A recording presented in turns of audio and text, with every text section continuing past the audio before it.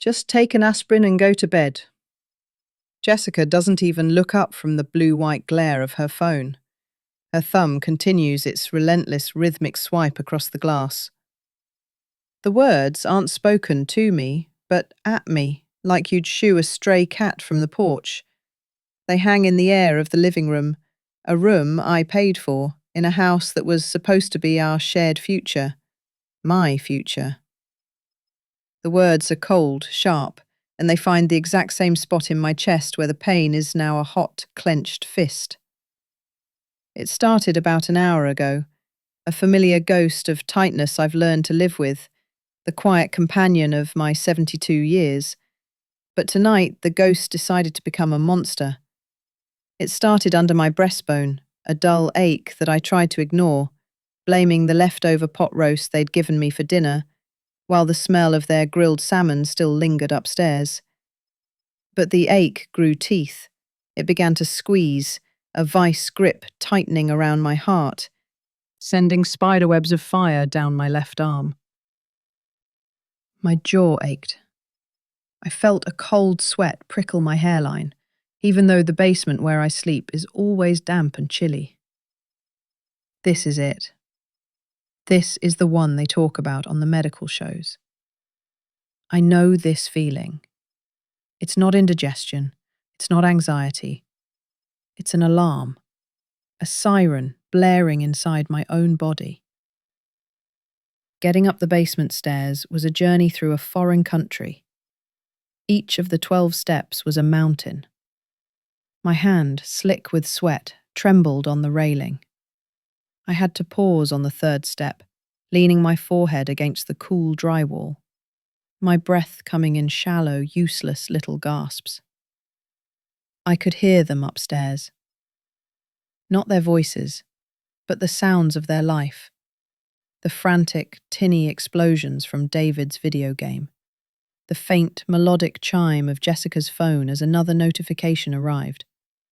Their world was continuing, bright and loud, while mine was shrinking to this suffocating point of pain. When I finally reached the top, the living room felt like a stage set. Everything was perfect, sterile, in shades of grey and beige that Jessica had picked from a magazine. Not a single photograph of me, not a single book from my old collection. This was their home, and I was just haunting it. They were islands of light in the dim room, their faces illuminated by their screens. David, my son, was hunched forward, a headset clamped over his ears, his eyes fixated on the flashing chaos of his Twitch stream. Jessica was curled on the love seat, a glass of white wine sweating on the coaster beside her. "David," my voice came out as a pathetic rasp. It was so thin, I wasn't sure I'd even said it aloud. The pain was making it hard to draw a full breath. He didn't move. The only sound was a digital voice from his computer screaming, "He's one shot! Get him!" I tried again, shuffling a step closer. The plush carpet felt like quicksand. "David! Jessica! I think I need to go to the hospital." That's when David finally reacted. He didn't turn, just held up a hand to silence me, his focus still locked on the screen. "Hang on, Mum, almost done with this round." A full minute passed. A minute in which the fist in my chest squeezed tighter, sending a new wave of nausea through me. I felt my knees tremble. Finally, a sigh of frustration from his headset. He leaned back, pulling the headphones down around his neck. "What is it?" he asked, his eyes still glazed over from the game. He hadn't really looked at me. "I have a pain," I whispered, clutching my chest. "It's bad this time, David. It's in my arm." He finally looked at me, a flicker of annoyance crossing his face, before being replaced by a practiced, weary patience. "Mum, You said that last month. And the month before. Dr. Miller said it was just indigestion. Did you eat too fast again? No, this is different. I feel... It was Jessica who cut me off. Riley, she said, her voice dripping with condescension as she set her phone down with an audible click. She looked me up and down, her eyes lingering on my worn-out robe, her lip curled in a faint sneer. We have the loan officer for the new boat coming to the house tomorrow at 9 a.m. A late-night ER visit showing up on our credit report is the absolute last thing we need right now. I stared at her, the words not quite making sense. A boat. A credit report. My mind was foggy with pain, but the cruelty was crystal clear. But I think I'm having a heart attack, I stammered. The words sounded insane, overly dramatic even to my own ears. But they were true. Jessica actually scoffed, a small, sharp puff of air. Oh, for heaven's sake, you're not having a heart attack. You're being dramatic. You always get like this when we have something important planned. She picked up her wine glass, swirling the pale liquid. It's always about you, isn't it? A little attention is all you want. The fist in my chest clenched so hard I gasped. It felt like a physical blow, as if her words had reached inside me and twisted. I looked at David, my son, my only child. I was pleading with my eyes, begging him to see me, to see past Jessica's cold dismissal. He just shrugged, his gaze shifting away from mine. She's right, Mum, it's probably just stress. Why don't you go lie down? I'm sure you'll feel better in the morning. Just take an aspirin and go to bed, Jessica repeated, the final verdict. She picked her phone back up, her thumb resuming its endless scroll.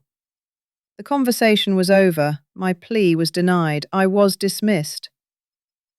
Turning around felt like turning a great ship, my body was heavy, a leaden weight of despair and pain. The journey back down the 12 steps was a descent into hell. Each step down was a confirmation of my own worthlessness. I wasn't a mother, I was a problem, a line item on a credit report, an inconvenience standing in the way of a new boat. I didn't take an aspirin. I stumbled into my room, a converted storage space in the basement that always smelled of damp earth and bleach. The bed was a lumpy mattress on a simple metal frame. I collapsed onto it, the worn quilt scratching against my cheek. The pain was a steady, throbbing fire now, a constant reminder of my body's betrayal and theirs. I lay there in the dark, listening to the house settle around me, the muffled sounds of their laughter from the living room a distant, painful echo. I don't know how much time passed. Minutes, an hour. Time had dissolved into a haze of pain and humiliation. My eyes drifted to the corner of the room where the family's old tablet sat on a dusty nightstand. They'd left it for me, a token gesture, so I could watch my shows. I rarely touched it, but tonight the screen suddenly lit up the darkness, a notification pinging softly. My hand trembled as I reached for it, my fingers clumsy and weak. Maybe I just wanted a distraction. To see a picture of my granddaughter, Chloe. To see anything other than the suffocating darkness of this room. The screen glowed with the familiar blue and white of Facebook. It was a notification for a private group Jessica ran, called Wine Mums and Worries. My heart gave a painful lurch. I knew I shouldn't look. It felt like pressing on a bruise, but I couldn't stop myself. My finger tapped the screen, and there it was, a post from Jessica, made only 10 minutes ago. It was a meme, a tacky, pixelated stock photo of a frail-looking old woman who had tripped and fallen on a sidewalk, her purse spilling its contents across the pavement. Underneath the picture, Jessica had written a caption. When they want attention, but you have plans. The air left my lungs. The pain in my chest, which had been a raging fire, suddenly turned to ice. It was a cold, sharp shock that was somehow worse than the fire. I scrolled down, my vision blurring. Underneath the post, a string of comments from her friends. OMG, Jess, so true. It's like they have a sixth sense for when you're busy. Followed by 3 laughing crying emojis. Literally, my mother-in-law every single holiday. You have the patience of a saint, girl. Sending wine, you deserve it for what you put up with. Laughter, emojis, sympathy for her, for my jailer. She wasn't just complaining about me. She was curating an audience. She was building a narrative of my decline, painting herself as the long-suffering daughter-in-law, burdened by a dramatic, attention-seeking old woman.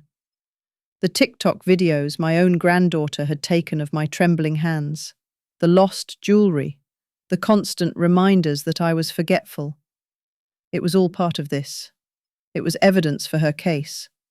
I stared at the glowing screen in the suffocating silence of my basement tomb. The meme, the caption, the laughing emojis. They weren't just neglecting me. They weren't just inconvenienced by my existence. This was something darker. This was contempt. This was malice.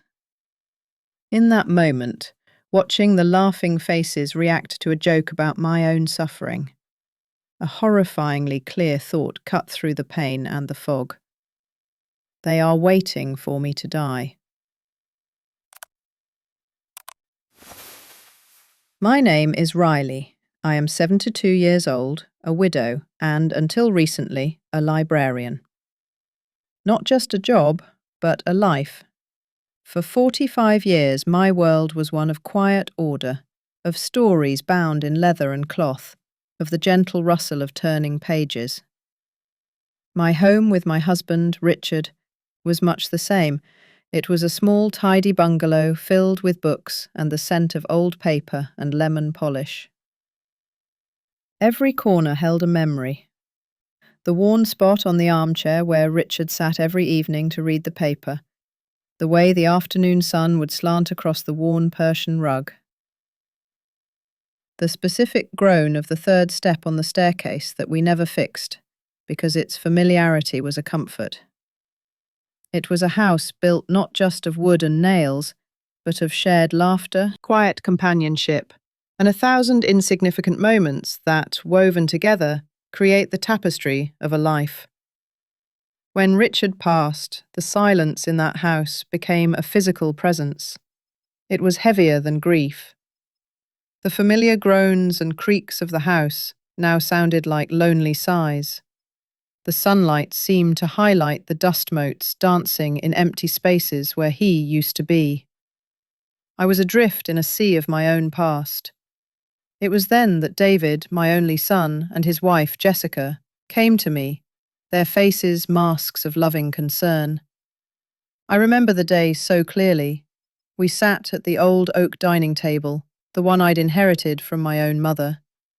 Jessica's hands, so smooth and manicured, rested over my own, which were wrinkled and spotted from years of gardening and living. "Mom," David began, his voice a soft, earnest baritone. "We can't stand the thought of you here all alone."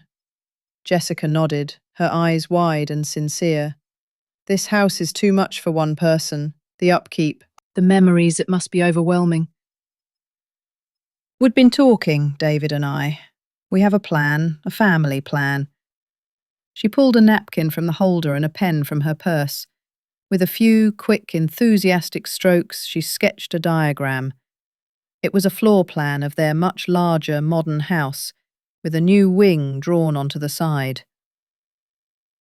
"We want to build you an in-law suite," she said, her voice brimming with excitement. "Not just a room, Riley, a real apartment. Your own entrance, a little kitchenette so you can have your tea whenever you want, A big garden window for your African violets. You'd have your privacy, but we'd be right there. We could have Sunday dinners together. You could see Chloe, your granddaughter, every single day. David leaned forward, his expression mirroring his wife's. Think about it, Mum. You sell this place. The market is incredible right now. You could give us the money for the down payment on a bigger house, one with enough space for everyone, and to fund the construction. You wouldn't have to worry about property taxes or a leaky roof or anything ever again. We'd take care of everything. This isn't you moving in with us, it's us finally building the family home we should have had all along. I looked at their hopeful, smiling faces. I looked at my sweet Chloe's school picture on the mantelpiece. I saw a future not of silence and memories, but of laughter and life. A future where I wasn't a burden, but a cherished part of a bustling family.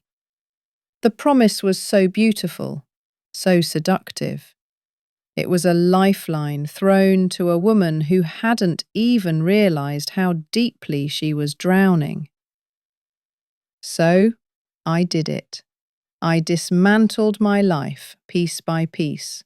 I packed 45 years of memories into cardboard boxes, donating the books that wouldn't fit, selling the furniture that held the imprint of my life with Richard.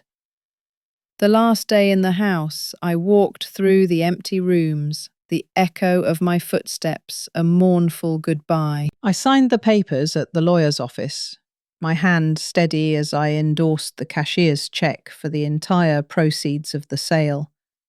My life's savings, my security, my past, and handed it to my son. He hugged me, a tight, grateful embrace. You won't regret this, Mum, he whispered. This is the start of our new life together. I thought I was buying a future. I thought I was investing in love. I realize now with a clarity that burns like acid that I was simply purchasing my own cage. My suite is not a sun-drenched apartment with a garden window. It is a room. A windowless, concrete-walled room in the basement, tucked behind the furnace and next to the hulking, groaning water heater. The first time they brought me down here, the smell hit me first. A thick, subterranean odour of damp earth, mildew, and something else. The faint, metallic scent of regret. The air is always cold, a damp chill that seeps into my bones no matter how many blankets I pile on the lumpy mattress. Jessica had called it the guest room at first. The contractor for your suite is just a little behind schedule, Riley, she'd said with an apologetic smile. The permits are a nightmare, you know how it is. You'll just be down here for a few weeks. The weeks bled into months. The talk of contractors and permits faded, replaced by a weary silence whenever I brought it up. Eventually the silence became the answer. This was it. This was the beautiful promise. My connection to the outside world, my world of information and stories has been systematically severed. My pension, which I thought would be my own, is deposited directly into their bank account. It's just easier for managing the household bills, Mum, David had explained, patting my hand condescendingly. Now I have to ask for money like a child asking for an allowance. A few dollars for my special tea is met with a lecture from Jessica about their tight budget. A request for a new pair of reading glasses is put off for weeks. They dole out a pittance for personal items, making me feel like a charity case living on their generous scraps, all while my own money pays for the very roof over their heads. The Wi-Fi, my last portal to the world I once commanded, is a leash. The password they gave me connects to a network they openly monitor. I know this because when I search for legal aid services or housing for seniors, the pages mysteriously fail to load. The connection slows to a crawl, timing out until I give up in frustration. Yet, if I search for a recipe for chicken soup, the results are instantaneous. It's a subtle, insidious form of control. A digital wall built around my basement prison. My phone is no better. I'm sure they listen in. Sometimes, in the middle of a call with one of my few remaining friends, I'll hear a faint click, a tiny breath of dead air that makes the hair on my arms stand up. I've started speaking in code, talking about the weather downstairs being damp and cold, hoping someone will read between the lines. But my friends are old too. They hear a story of a mother living with her loving son and assume the best. How could I explain the truth without sounding paranoid, ungrateful, or insane? They have built this comfortable prison around me, brick by brick, with smiles and excuses and feigned concern. Each loving promise was a lie that became another bar on my cage. The promise of a garden window became a solid concrete wall. The promise of my own kitchenette became a hot plate that shorts out if I use it for more than 5 minutes. The promise of family dinners became me eating their leftovers on a tray in my lap, listening to the muffled sounds of their laughter through the floorboards above. They didn't have to lock the door. They had locked up my finances, my communications, my credibility. They had taken my past, liquidated it, and used the proceeds to bury me alive. And the most terrifying part is that they did it all in the name of love. The humiliations are a daily ritual, a liturgy of quiet cruelty that begins not with a shout, but with a smell. It's the scent of their dinner, rising from the kitchen upstairs and seeping through the floorboards into my basement room. Tonight, it's the rich, savoury aroma of seared steak, of garlic and butter melting together. It's a smell of a life I no longer live, a ghost of a meal I will not eat. My own dinner will come later. The summons is a sharp rap on the ceiling directly above my head. David's signal. Not a call, not my name. Just a thud, like one might use to get the attention of a dog. I place my book down on the damp-smelling duvet and begin the slow, arduous climb up the wooden stairs.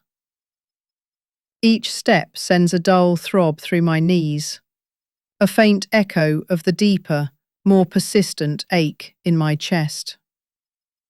It's a constant companion now, a low hum of pain that spikes with every small act of degradation. I emerge not into the dining room proper, but into the small hallway that adjoins it. They don't allow me at the table with them. It's an unspoken rule, established in the first few weeks, and now as rigid as the foundation of the house. My place is a metal folding chair set up by the doorway, with a small wobbly TV tray for a table. On it sits my meal, a chipped plastic plate holding 2 slices of leftover meatloaf from 3 nights ago, the edges dry and curled. Beside it, a fork and a plastic cup of tap water. There is no knife. I haven't been given a knife in months. Through the doorway, I can see them, David and Jessica, seated at the polished oak dining table my late husband Richard and I bought 30 years ago. The table gleams under the warm light of the chandelier. They are eating the steaks I smelled, thick and pink in the middle, their plates flanked by roasted asparagus and creamy mashed potatoes. A bottle of red wine, a good one, sits breathing between them. My granddaughter Chloe is there too, her face illuminated by the glow of her phone, which she holds propped against a water glass. She is 14 and has already learned the fine art of her parents' indifference. "Chloe, stop playing with your phone and eat," Jessica says, her voice smooth but edged with steel.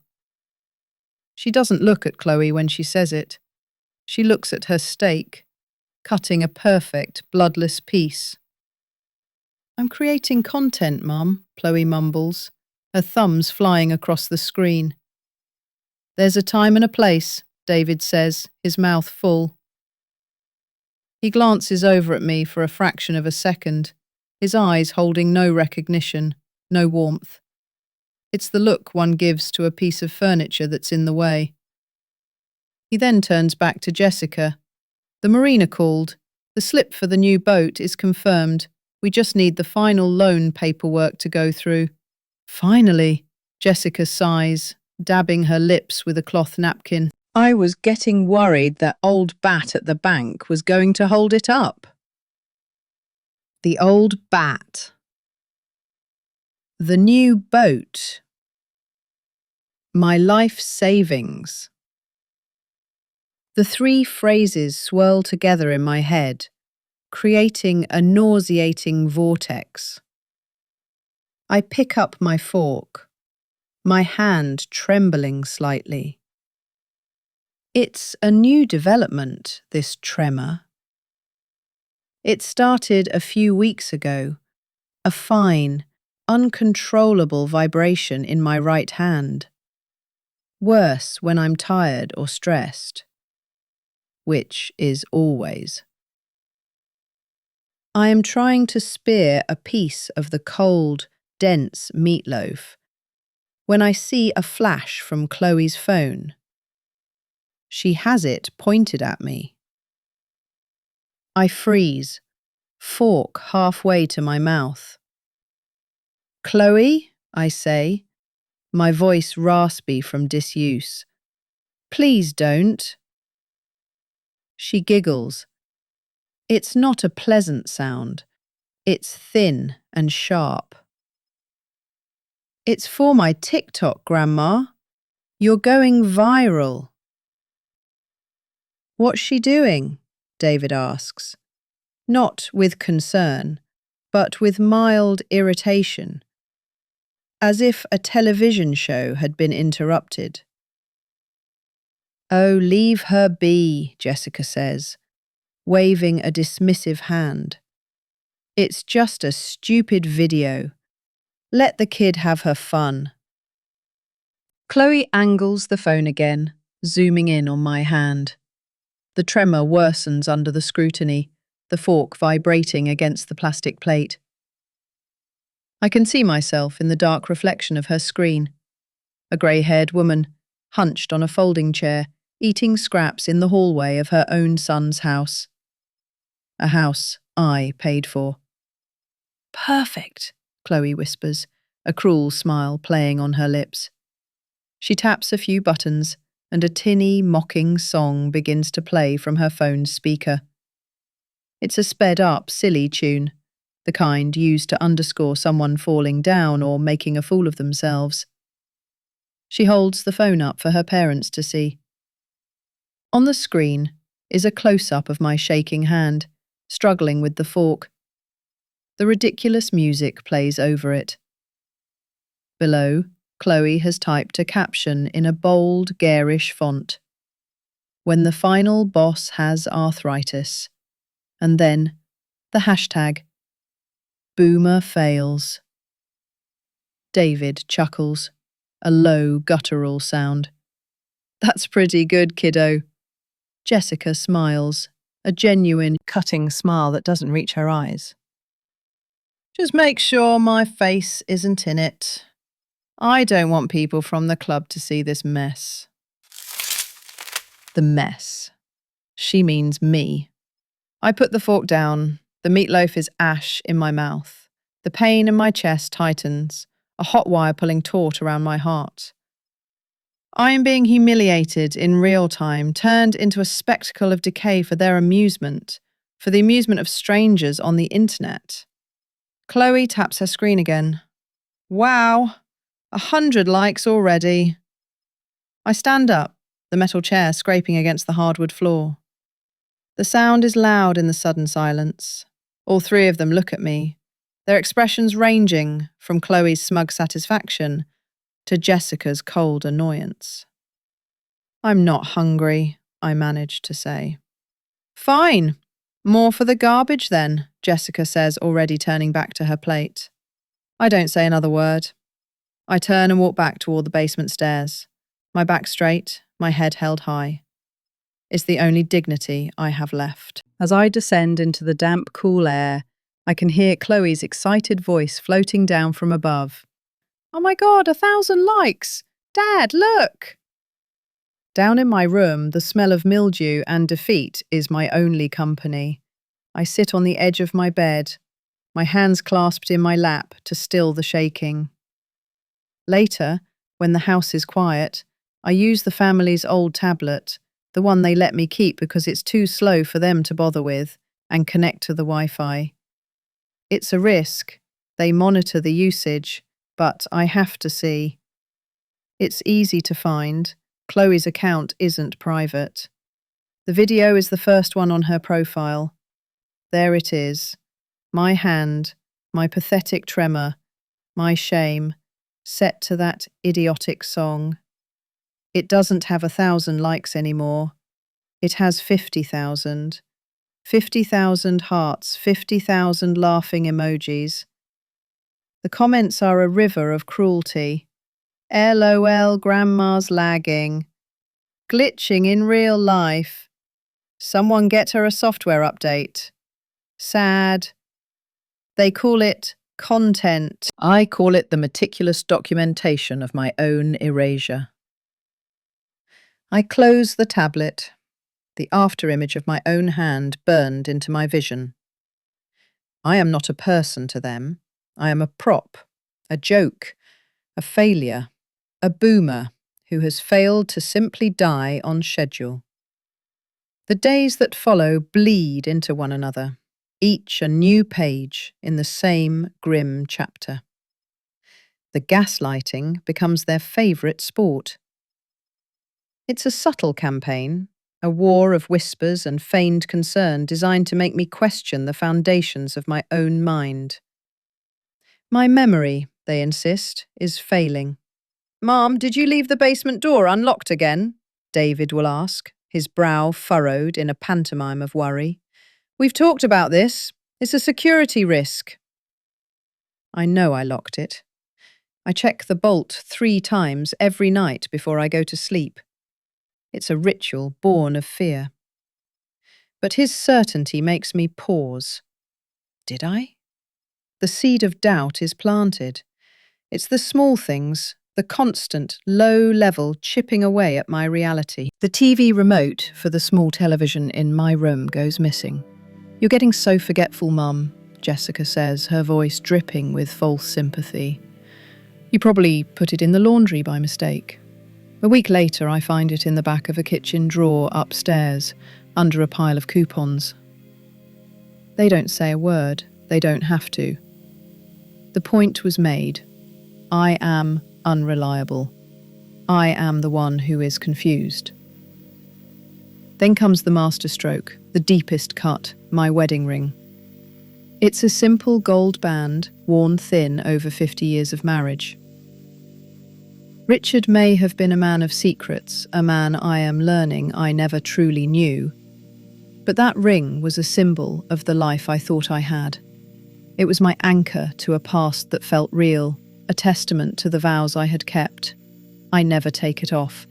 One morning I wake up and it's gone. My finger feels naked, cold. A wave of pure, icy panic washes over me. I strip the bed, shaking out the sheets and the blanket. I get on my hands and knees, my old joints screaming in protest, and scan every inch of the cold concrete floor. I empty my small chest of drawers piece by piece. It's not there. The pain in my chest flares sharp and sudden. I have to lean against the wall, breathing through my mouth, waiting for it to subside. The only place it could be. With a heart full of dread, I climb the stairs. Jessica is in the kitchen, humming along to the radio as she sips her morning coffee. She looks up as I enter, her smile a perfect, polished veneer. Good morning, she says, her tone bright and airy. Jessica, I begin, my voice trembling. My ring, my wedding ring, it's gone. She puts her coffee cup down and arranges her face into an expression of deep concern. It's a practiced look, one I've seen her use on the phone with members of her book club when feigning sympathy. "Oh, Mum, are you sure?" "Of course I'm sure," I say, holding up my bare hand. "I went to sleep with it on. I always do. This morning it was gone." She walks over and takes my hand, a touch surprisingly gentle, which is somehow worse than her usual coldness. She examines my finger as if it's a curious artifact. "Honey, you know, your memory has been a little foggy lately. Are you positive you didn't take it off to wash your hands and forget where you put it? You did that with your earrings last month, remember?"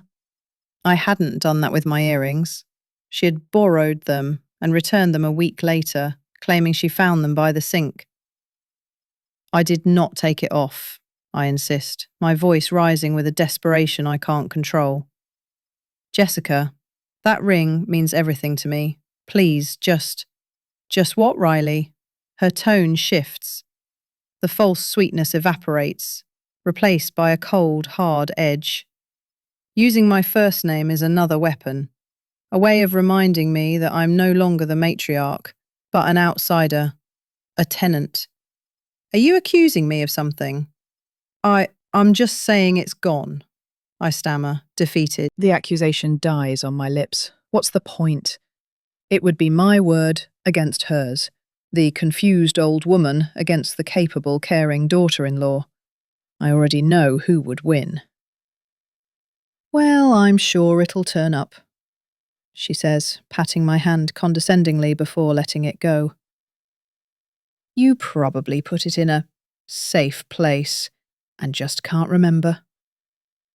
Don't worry your pretty little head about it." She turns her back on me and goes back to her coffee. The conversation over. I stand there for a moment, invisible again, a ghost in my own son's kitchen. I retreat back to the basement, the silence of my room pressing in on me. I search again, a frantic, hopeless exercise. I know it's not here. I know I didn't lose it. I know she took it. The confirmation comes 3 days later. Jessica is getting ready to go out for a girls' night with her friends.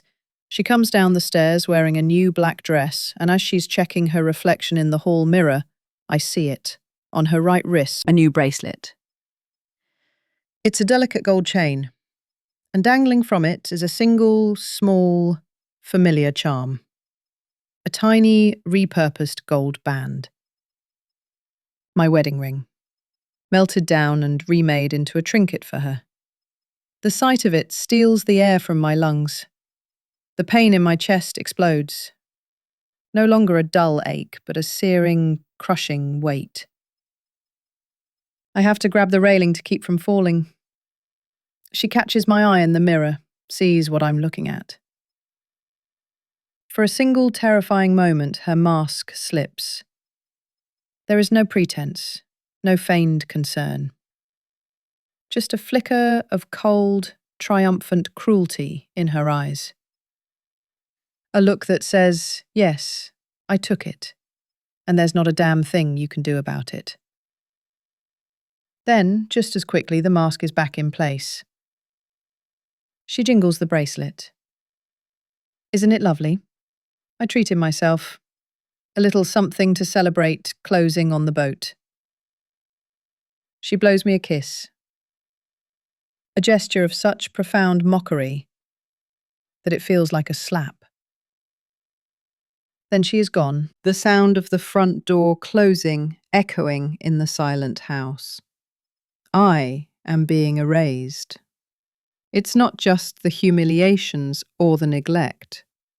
It's a systematic dismantling of who I am.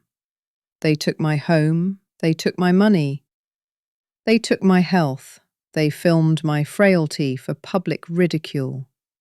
And now they have taken the last physical symbol of my past, melting it down to adorn the wrist of my tormentor. They are erasing me, piece by piece, while I am still alive. Each lie, each stolen object, each dismissive glance is a shovel of dirt on a coffin they are building around me. I retreat to my room and collapse onto the bed. The pain in my chest doesn't subside this time. It settles in, a heavy, permanent resident. It is no longer an alarm, it is a tenant. And as I lie there in the musty dark, I realize with a chilling clarity that this constant, suffocating pain is the only thing left in the world that is truly mine. The darkness in the basement is a physical presence. It's a cold, damp weight that smells of mildew and forgotten things. My own body feels like one of those forgotten things. The pain isn't a sharp stab anymore. It's a slow, grinding pressure in my chest, a malevolent heat radiating down my left arm, making my fingers tingle with a horrible electric numbness. I am lying on the lumpy mattress, listening to the house breathe above me. I can hear the muffled drone of the television, the occasional burst of laughter from Jessica, the deeper rumble of David's voice. They are living their lives a few feet above my head, while I am down here dying. The thought is not dramatic. It feels like a simple, logical conclusion. My body is sending every alarm it knows, but the people who are supposed to listen have turned off the receivers. Indigestion, Jessica had called it, her voice dripping with the kind of saccharine patience one uses for a toddler throwing a tantrum. "You just want attention, Mum," David had sighed, not even looking up from his phone. The boat loan. That was the real emergency. A 72-year-old woman's heart threatening to seize was just an inconvenience, a potential red flag on their credit report. I close my eyes, and the darkness behind my lids is no different from the darkness of the room. Time stretches and compresses. Is it an hour since they sent me back down here, or just a few minutes? My breath hitches in a shallow, rattling gasp. No, I can't end like this. Not in a damp basement, dismissed as a nuisance. There was a time when I was a person of authority, of knowledge. As a librarian, I commanded archives, navigated worlds of information, helped people find what they were looking for. Now, I can't even find a shred of compassion in my own son's house. A memory, faint at first, then sharp and clear, cuts through the fog of pain. Years ago, right after Richard died, I was alone in our big, empty house, and the nights felt porous. The sounds of the world seemed too loud, the silence too deep. I saw a news story about a woman trapped in her home by a fall, unable to call for help. The next day, I went to a corner store, the kind with bars on the windows and a buzzing fluorescent light, and I bought a cheap prepaid burner phone. It felt foolish, paranoid. I charged it, wrapped it in a Ziploc bag with its charger, and buried it in the bottom of a box of old tax records, a secret talisman against an unknown fear. I'd almost forgotten about it. That box. When I moved in, David had carried it down here himself. "More of your old junk, Mum," he'd grunted, dropping it in a corner. "It's over there, behind a stack of paint cans and a roll of mouldy carpet. Getting up is a monumental effort. Every muscle protests. The floor is cold concrete and it shocks my bare feet. I use the damp wall to steady myself, my breath coming in ragged pants. The pain in my chest tightens its grip, a hot fist clenching around my heart. I have to stop, lean against the wall, and wait for the dizzying wave to pass. The laughter upstairs spikes, and for a terrifying second I think they're laughing at me, that they somehow know what I'm doing. But it's just the television. To them, I don't exist right now. I am a problem that has been filed away. I shuffle towards the corner, my hand trailing along the gritty wall. My fingers are clumsy, numb. Finding the box feels like an archaeological dig. I have to move a brittle stack of old magazines, their pages fused together by the damp. The cardboard of the box itself is soft, pliant, with moisture. I tear it open, my nails scraping against the pulpy surface. Inside, amidst a chaos of old receipts and warranties for appliances long gone, is the plastic bag. It's slick with a thin film of condensation, but the phone inside looks pristine, a relic from a more hopeful time. My hands are shaking so badly, it takes me 3 tries to get the back cover off and insert the battery. The tiny plastic clips feel impossibly fragile. I press the power button, my thumb slipping on the smooth plastic. For a heart-stopping moment, nothing happens. I press it again, harder, holding it down, whispering, come on, please." A faint blue light flickers to life. The screen illuminates, showing a generic logo and a battery icon that is, miraculously, almost full. It's been waiting here, in the dark, for this exact moment. A tool for a future I couldn't have imagined, but my subconscious must have feared. I sit on the cold floor, my back against the musty box, the phone feeling both alien and like a lifeline in my trembling hand. My breathing is a noisy, desperate thing in the silence of the basement. I know the numbers. Everyone knows the numbers. They are a promise of civilization, of order, of help. I stare at the keypad, the little white digits glowing in the oppressive dark. My finger hovers over the 9. This is it. This is the last resort. A call for help that I can't allow them to dismiss. I take a shuddering breath, the air thick with the smell of decay, and I press the first number. Then the second. Then the third.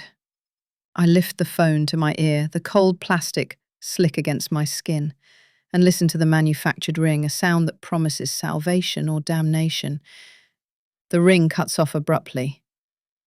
A woman's voice, preternaturally calm and professional, fills the silence. 911, what is your emergency?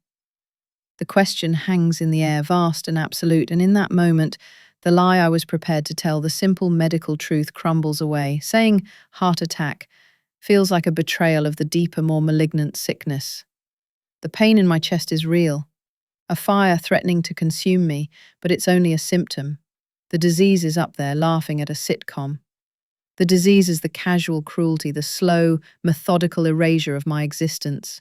A heart attack is an event. This is a condition. My own voice, when it comes, is a stranger's.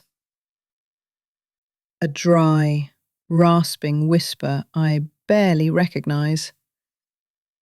A lifetime of being polite, of not making a fuss, of swallowing my hurts. It all breaks apart inside me. The truth, the real truth, claws its way up my throat. I'm being held captive, I whisper. My throat's so tight the words are deformed. I press the phone harder against my ear, terrified the connection will break. I need help. Mom, can you speak up? I can barely hear you. The operator's voice is still level, but there's a new note of alertness in it. I take a ragged breath, trying to draw air into lungs that feel like they're shrinking. I'm being held captive, I repeat. A little louder this time, the words tasting like poison and freedom all at once. My son and his wife, they won't let me leave. They're keeping me in their basement. Okay, Mom. Can you tell me your location? 242 Arbor Lane, I say, the address feeling like an accusation. The house it's a blue split level at the end of the cul-de-sac. I'm giving her the coordinates of my prison. 242 Arbor Lane. Okay, I have that. And you're saying your son and his wife are there with you now? Yes, upstairs. They think I'm sleeping. My eyes dart towards the ceiling, half expecting the floorboards to rip open. Every sound from above now feels like a threat. A chair scrapes, footsteps. Are they coming? And you believe you are in danger? The question is so simple, so procedural, and yet it slices right to the core of everything. Am I in danger? I've been in danger for months.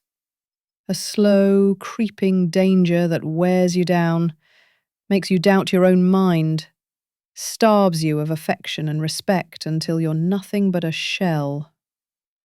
The TikToks, the stolen ring, the leftover food, the constant, draining gaslighting. It's all been a slow-motion assault. I think they're trying to kill me, I whisper, and saying it out loud makes it real. It's not just a paranoid fantasy born of loneliness and neglect. It's a conclusion I've arrived at, piece by painful piece. Their indifference to my chest pains wasn't just callousness, it was an opportunity. They are waiting for me to die. And perhaps they are helping it along. The thought is a jolt of ice water in my veins. Ma'am, what are their names? David, my son, and Jessica. The names feel like stones in my mouth. Okay, Riley, is that your name? The property records show a Riley Miller as the owner. My heart lurches. Yes, that's me. It's my house. The words come out with a force that surprises me. It is my house. The house I paid for with the bones of my old life. The life Richard and I built.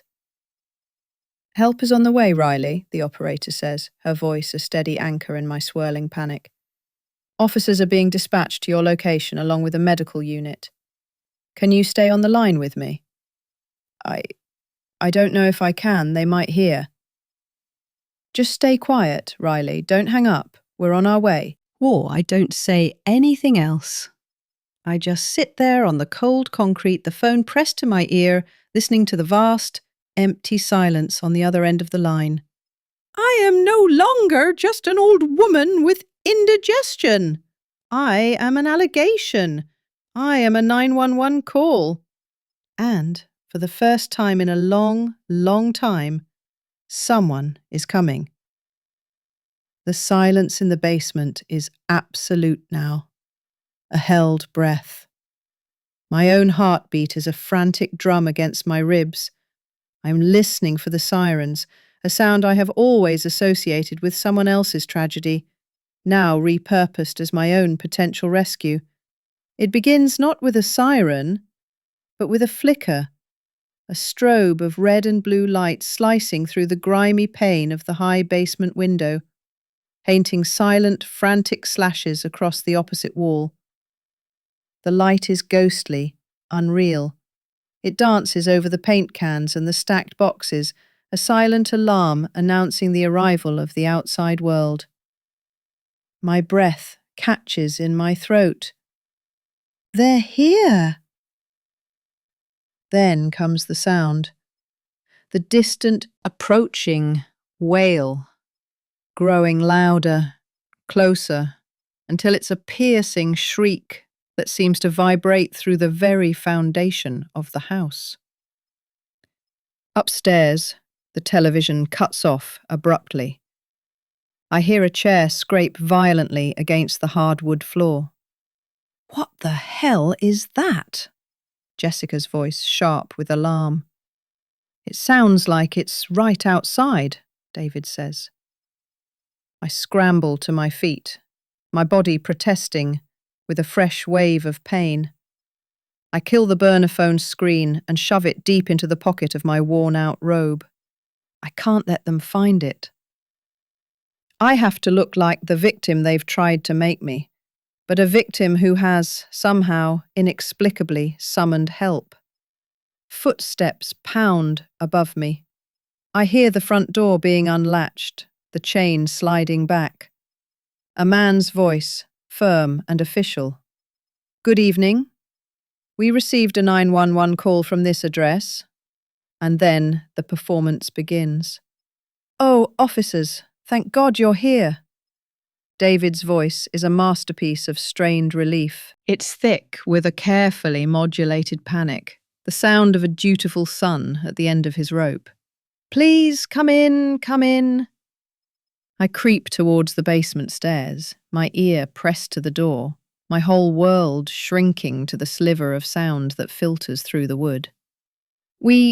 We don't know what happened," Jessica chimes in, her voice trembling, catching on a perfectly timed sob. "We were just watching TV and then all the sirens.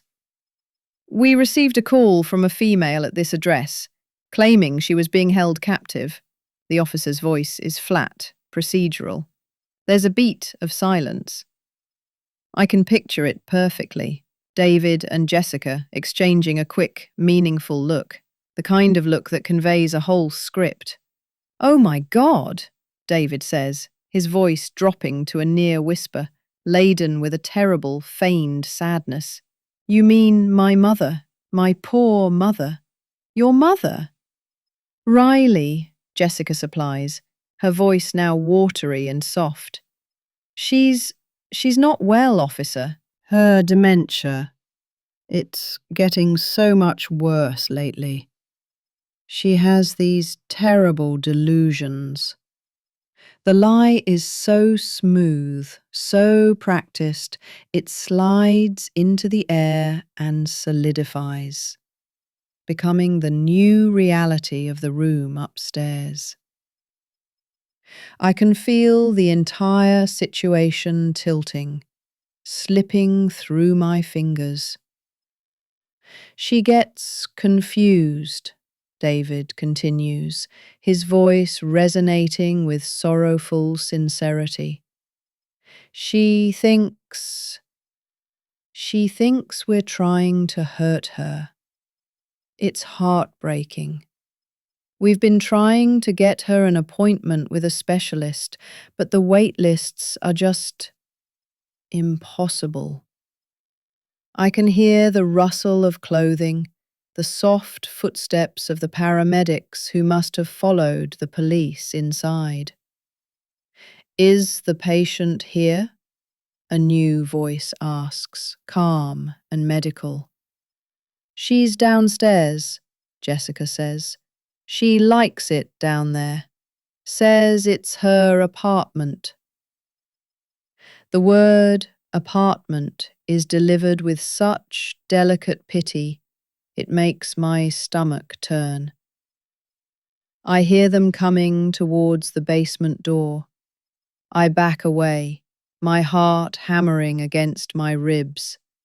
The doorknob turns. The door swings open, flooding the landing with the bright accusatory light from the hallway. And there they are. David, his face a perfect mask of worried concern, his hand on Jessica's shoulder as she dabs at her eyes with the back of her hand.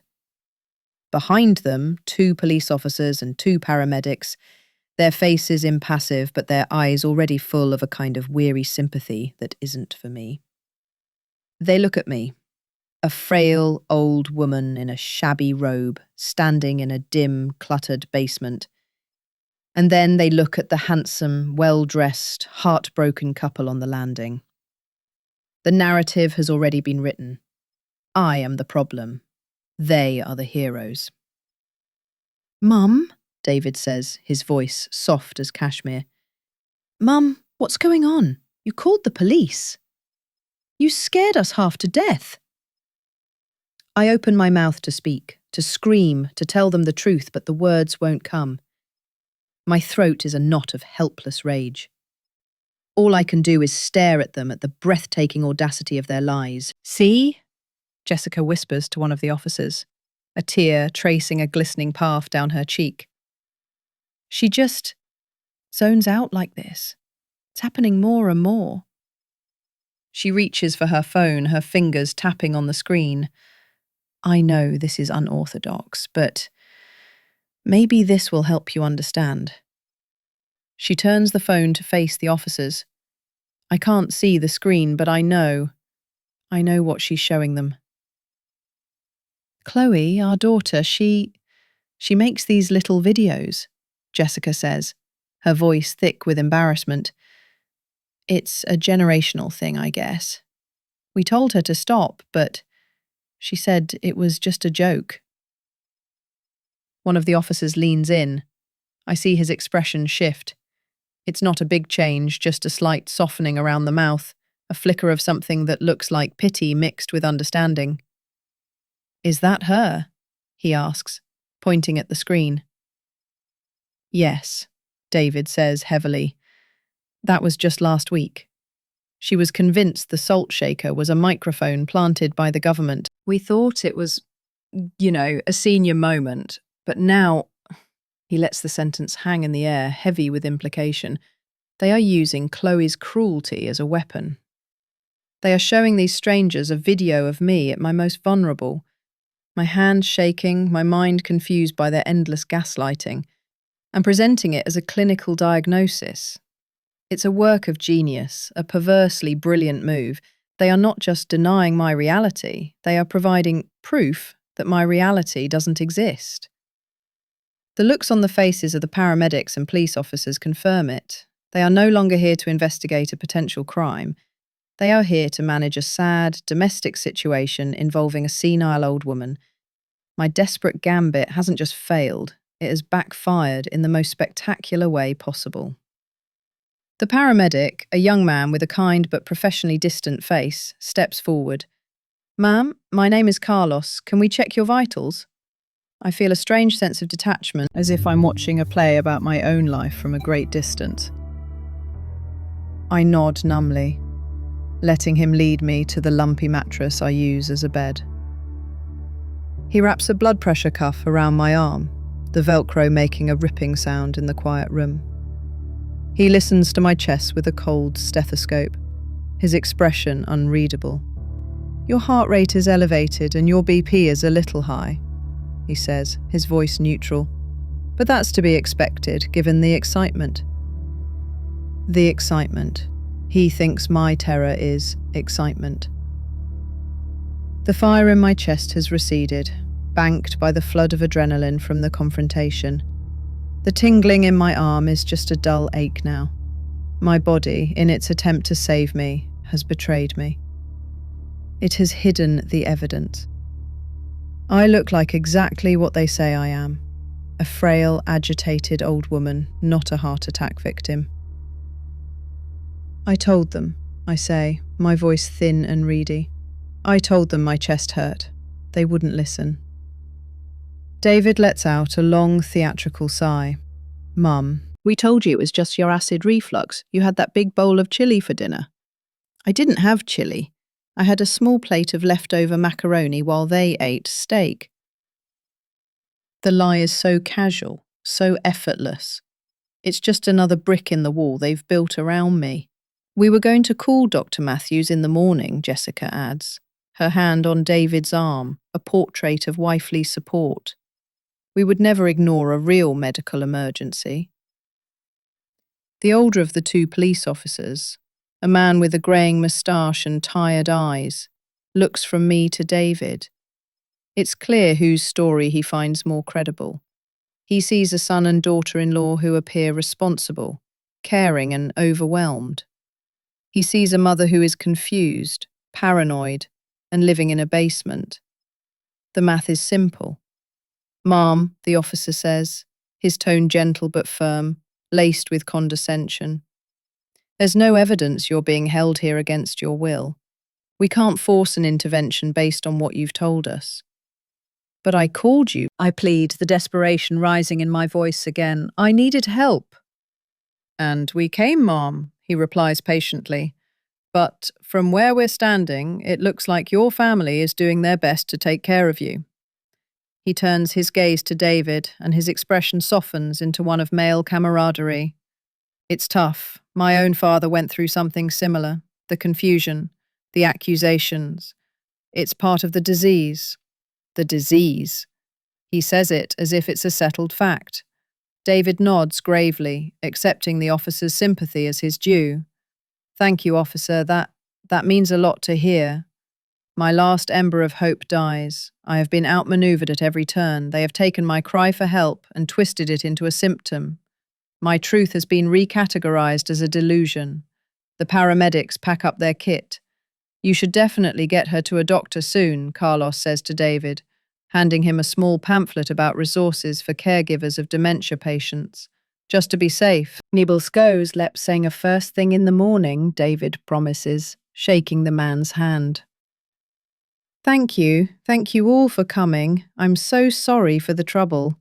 "No trouble," the officer says, giving me one last pitying look. "You're lucky to have a son who cares so much, ma'am."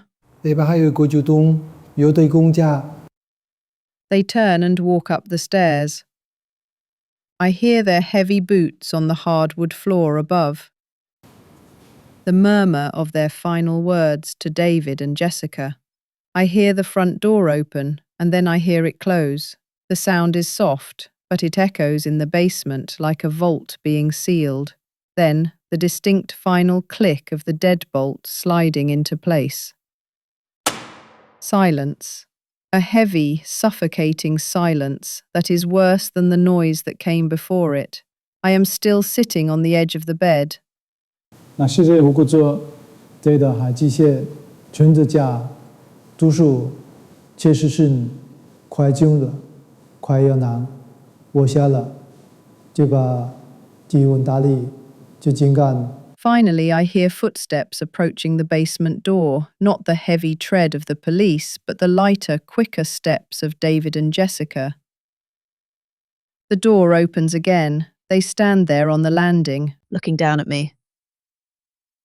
The masks are gone. There are no more fake tears in Jessica's eyes, no more worried furrows on David's brow. Their faces are cold, hard, and illuminated with a terrifying kind of triumph. Jessica is the first to speak. Her voice is no longer soft and watery. It's a low, venomous hiss. "Are you proud of yourself? Calling the police? Making a scene like that?" David's face is a thundercloud of rage. "A captive," he scoffs, the word dripping with contempt. "You have no idea what a captive is, Mother. But you're about to find out." He steps forward, his eyes scanning the cluttered basement until they land on the cardboard box I'd torn open. He strides over to it, kicks aside the old magazines, and his eyes narrow. He saw me near it. He knows. He doesn't say a word. He just turns and walks back up the stairs. Jessica gives me a final, withering glare before following him. The basement door slams shut, and this time, I hear a new sound. The scrape of a key in a lock. A lock I didn't even know was on this door. The key turns, a decisive metallic thud that seals me in completely. I am alone in the dark again. But everything has changed. Before, I was just neglected. I was a problem to be managed. Now I am a threat to be contained. I haven't just failed to save myself.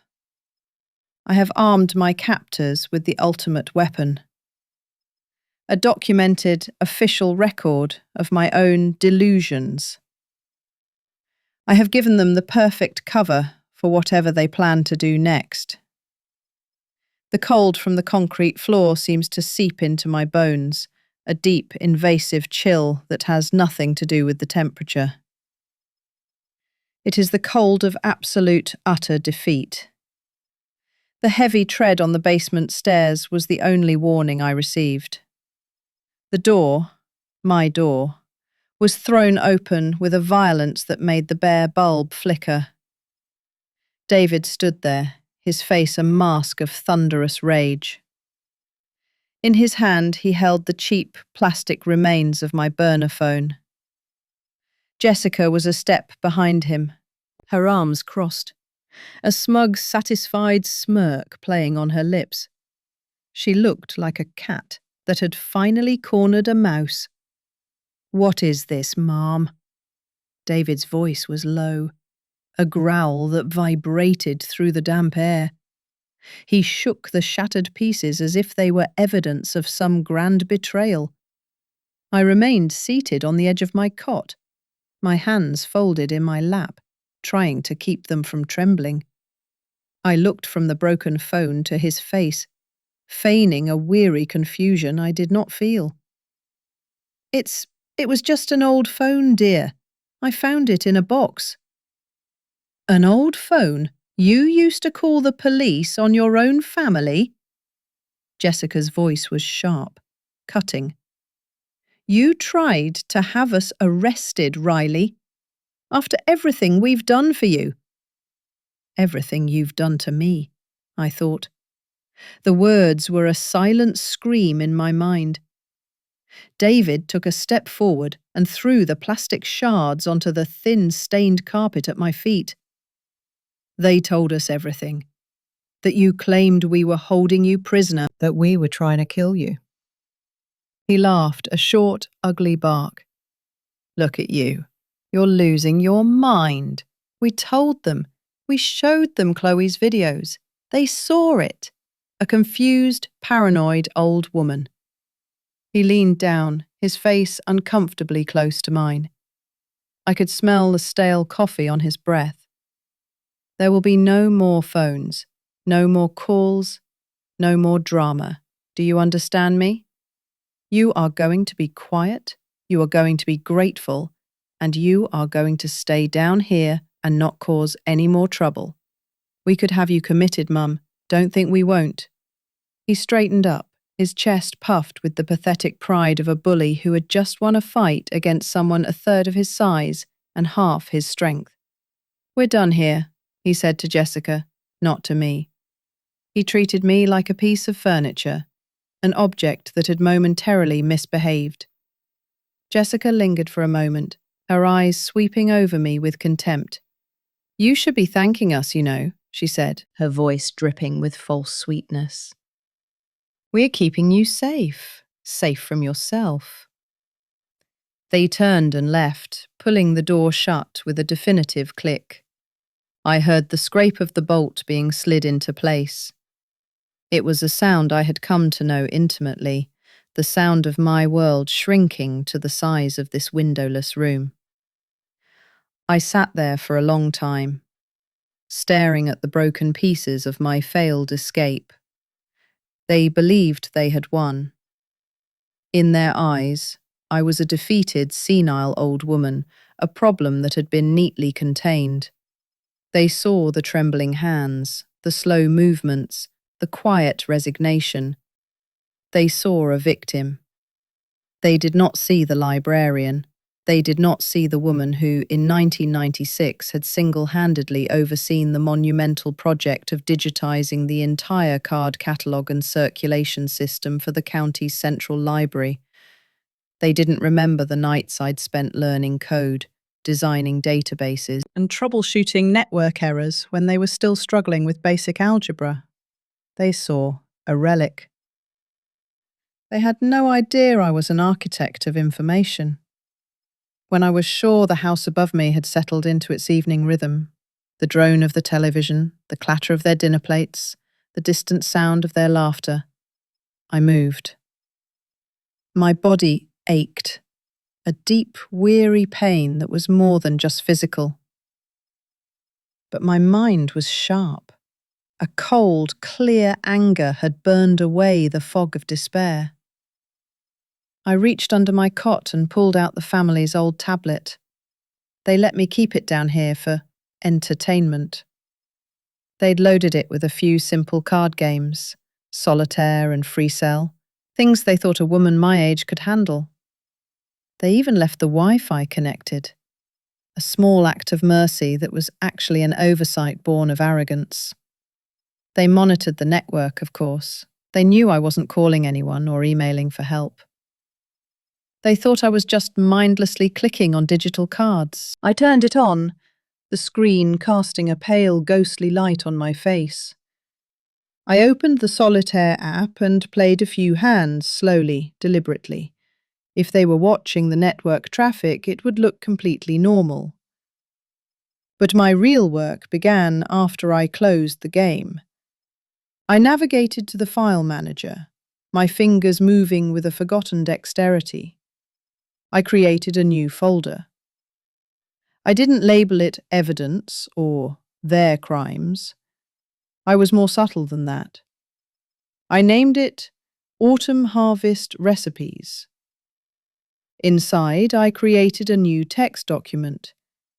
I named it Pumpkin Spice Loaf. And then I began to write. I wasn't writing a diary of my feelings. This was not a place for sorrow or self-pity. This was a log, a meticulous, clinical, and damning record. I started with tonight.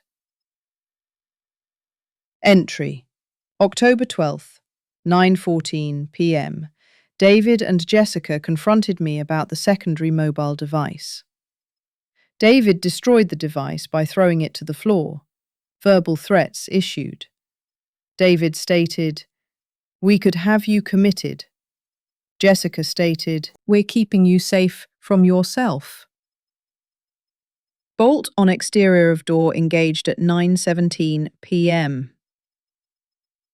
They believe I am fully isolated. My work didn't stop there. I began to catalogue every past transgression I could remember, my mind working like a search engine through the archives of my recent misery. Entry, October 10th. Dinner. They consumed ribeye steak, baked potatoes, asparagus. I was provided with the leftover macaroni and cheese from Chloe's lunch, served cold in a plastic container. Temperature in basement, 62 degrees Fahrenheit. Request for a blanket was ignored. Entry, October 5th. Chloe filmed my hands trembling as I tried to drink a glass of water. Laughter from Jessica in the background. Video later uploaded to TikTok with caption, "Grandma vs. Gravity" and hashtag #BoomerFails. Humiliation intentional and documented for public consumption. Entry, September 28th. Jessica helped me look for my wedding ring.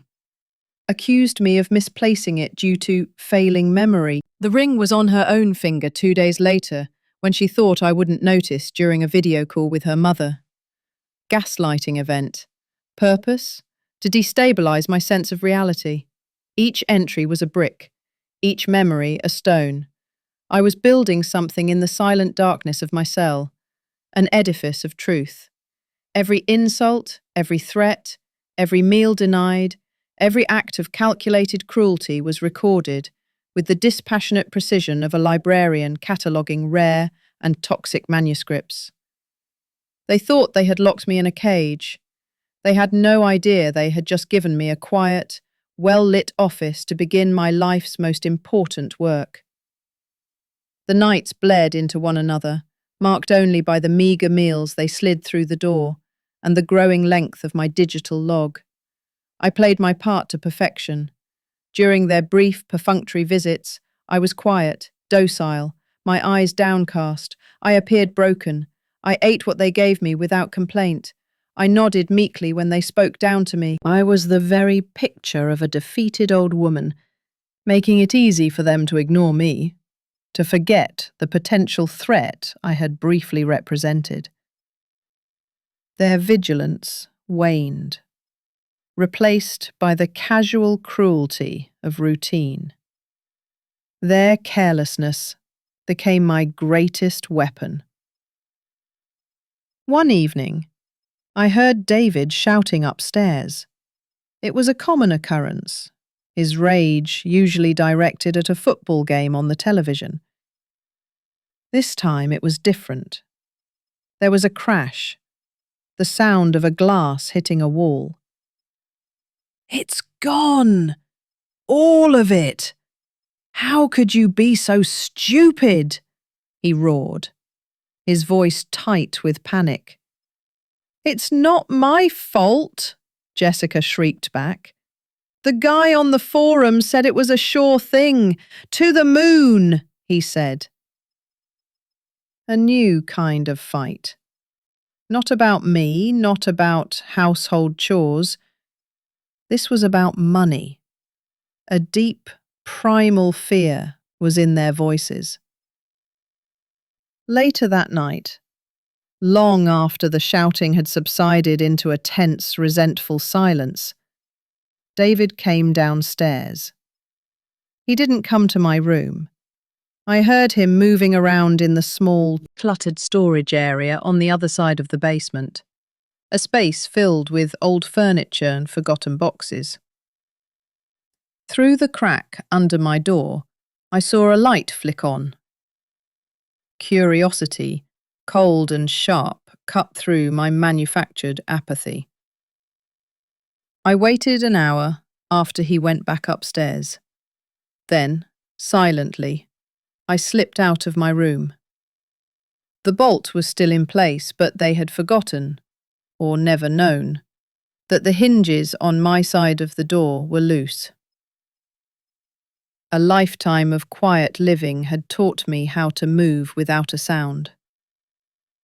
I lifted the door just enough to clear the bolt and slipped into the main basement area. The light was still on in the storage room. David had left his laptop on an old folding table, open and glowing. He must have come down here to check something in private, away from Jessica's accusing eyes. He had been so consumed by his panic and anger that he had simply walked away and left it active. My heart hammered against my ribs, a frantic, painful rhythm. This was a risk. But the opportunity was too great to ignore. I crept over to the table. The screen displayed a banking portal. Our family's bank. David's name was at the top. He hadn't even bothered to log out. My breath caught in my throat. I wasn't just looking at a checking account. I was looking at the abyss. With trembling fingers, I began to navigate the site. I started with the mortgage information for this house, the house they had promised would be our shared home, a sanctuary for my old age. The balance was staggering. They had refinanced, pulling out every last cent of equity. The payment history was a sea of red flags, late payments, fees, warnings of imminent foreclosure. The house wasn't a home. It was a debt trap on the verge of snapping shut. So where did the money go? The money from my house, the lifetime of savings I had handed over to them, a nest egg built on decades of careful living, and my late husband Richard's steady income. It was supposed to have paid for this house outright, to secure our future together. I clicked on the transaction history, scrolling back to the time of the sale. I found the deposit, a huge sum, the entirety of my life's worth appearing in their account. And then I watched it vanish. It didn't go into the house. It bled out, siphoned away in a torrent of desperation and greed. There were thousands of dollars sent to websites with names like BetPro and Stake Kings. Massive withdrawals to something called Coin Frontier, a cryptocurrency exchange. Thousands more vanished into PayPal transactions with cryptic notes like NFT art and investment group. It was a digital graveyard of my life's savings. They had gambled it all away on sports bets and speculative digital scams. The truth hit me with the force of a physical blow. They weren't just cruel. They were utterly, hopelessly bankrupt. I kept digging, my movements becoming faster, more frantic. I looked at their income. It was a pathetic trickle. David's sporadic freelance graphic design work, Jessica's part-time job at a boutique. It wasn't nearly enough to cover the mortgage, the car payments, the life they were pretending to live. And then I saw it. The one consistent, reliable deposit, arriving like clockwork on the 3rd of every month. My pension, my social security. It wasn't a supplement to their income, it was their income. It was the only thing keeping the lights on. It was the only thing keeping the wolves of foreclosure from the door. I sank into the dusty chair, the cold plastic biting into my skin. It all clicked into place. The control, the isolation, the neglect. It wasn't just about malice, it was about finance. I wasn't just a burden they resented, I was an asset they were liquidating. A walking, talking ATM machine they needed to keep functioning just enough to spit out cash every month. My chest tightened, the familiar, terrifying pressure building. But this time, it was different. It wasn't just fear, it was ice. The ice of pure, unadulterated understanding. They weren't waiting for me to get better. They were waiting for me to die, but not too soon. They needed my pension to outlast their debt. I closed the laptop, my movements precise and silent. I wiped the keyboard and the trackpad with the hem of my sleeve, erasing any trace of my presence. I crept back to my room, slid the door back onto its loose hinges, and sat on my cot in the darkness. The digital ghost in their machine had just uncovered the motive, but I had a chilling premonition that the crime itself was far worse than I could ever imagine. I had to dig deeper. The financial records were a map of their desperation, but I felt a pull toward the source, toward the past that had set all of this in motion. On the tablet, linked to their family account, was a cloud storage drive. It was a mess of disorganized folders, vacation pics, Chloe's school stuff, taxes. But one folder, tucked away, was labeled simply Richard's old files. My heart seized. Richard, my late husband, a man I had mourned with a sincerity that now felt like a fool's errand. David must have copied the contents of his father's old computer after he died, a digital inheritance of memories and documents. My fingers hovered over the folder name. Part of me, a small, terrified part, wanted to close the tablet and forget I ever saw it. But the architect in me, the librarian, the seeker of truth, could not resist. I had to know. I opened the folder. It was mostly what I expected, old photos, work documents, financial spreadsheets from years ago. I clicked through them, a strange sense of digital archaeology washing over me. And then I saw it, a file that didn't belong, a password-protected document titled journal.docx. A journal? Richard had never been a writer. He was a man of numbers and quiet routines. I tried a few passwords. Our anniversary, my birthday, David's birthday. Nothing. Then a long-shot memory surfaced. A name he'd mentioned once. A boat he dreamed of buying when he retired. The Serenity.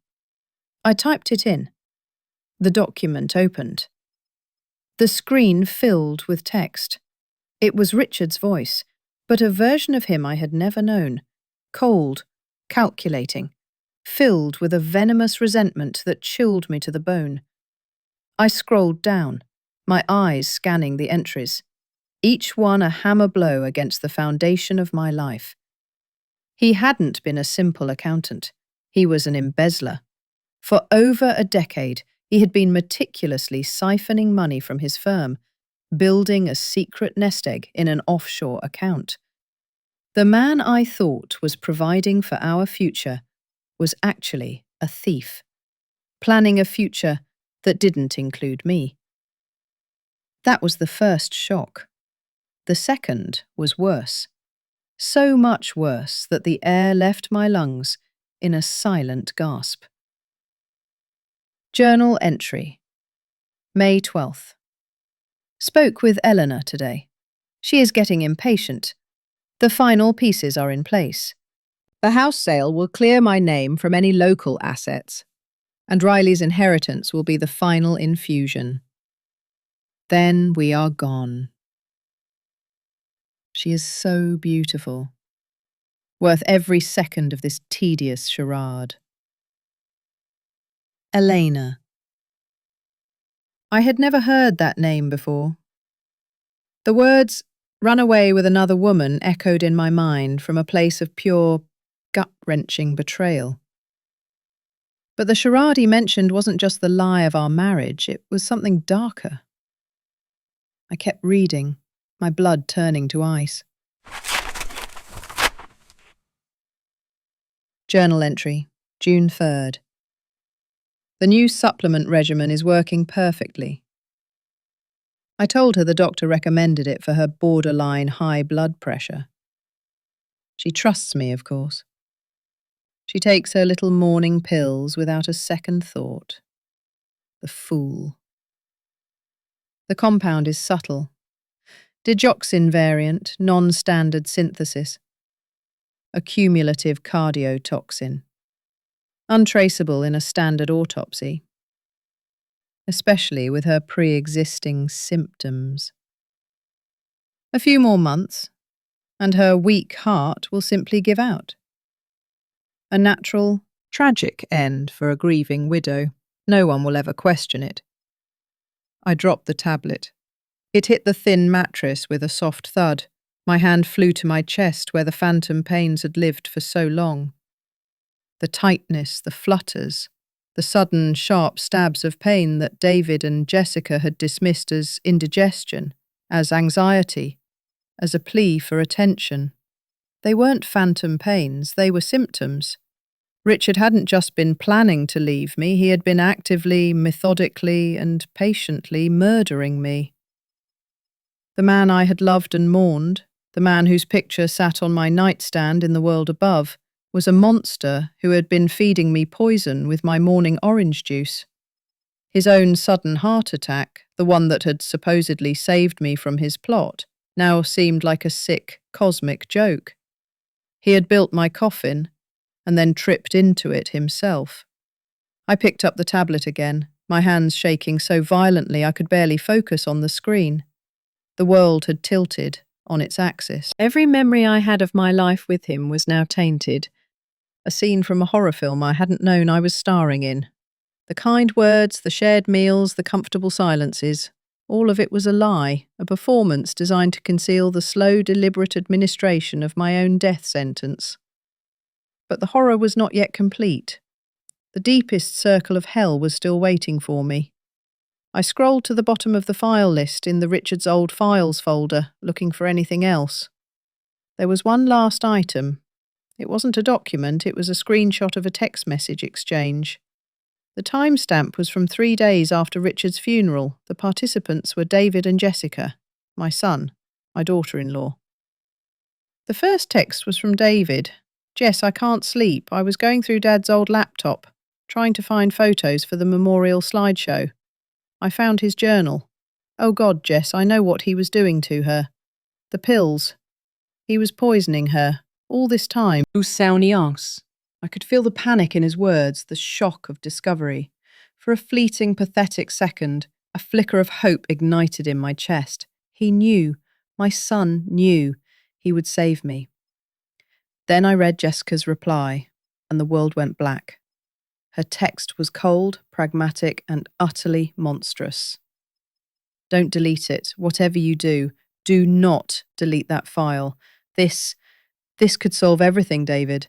Think about it. The house is mortgaged to hell. We're about to lose everything. But his chemistry is already in her system. All we have to do is be patient. We don't have to do anything. We just have to wait. It solves all our money problems. There was a long pause in the text chain, a digital silence that screamed with indecision and moral collapse. And then, David's final reply, 2 words that sealed my fate and shattered the last vestiges of my heart. Okay. They knew. They'd known all along, since the very beginning of this nightmare. My chest pains, my weakness, my episodes, they weren't just ignoring them. They were watching them. They were monitoring the progress of Richard's poison, waiting for it to complete the job he had started. My suffering wasn't a nuisance to them. It was a countdown clock to their financial salvation. They weren't just neglectful children, resentful and cruel. They weren't just thieves who had squandered my life savings. They had inherited a murder plot. They had looked at their own mother, their father's intended victim, and saw not a person to be saved, but an obstacle to be weathered. A problem that would, with a little patience, solve itself. I did not scream. I did not cry. The capacity for such raw human emotions had been scoured out of me, replaced by something elemental and cold. A silence fell over my soul, vast and absolute. In that moment, sitting in the damp, musty darkness of my prison, I understood everything. The feigned concern, the gaslighting, the TikTok videos, the dismissal of my 911 call. It was all part of the plan. A plan to discredit me, to isolate me, to ensure that when my heart finally gave out, no one would ask any questions. It would just be the sad, predictable end of a confused old woman. I closed the text file. I closed the journal. I navigated back to my autumn harvest recipes folder.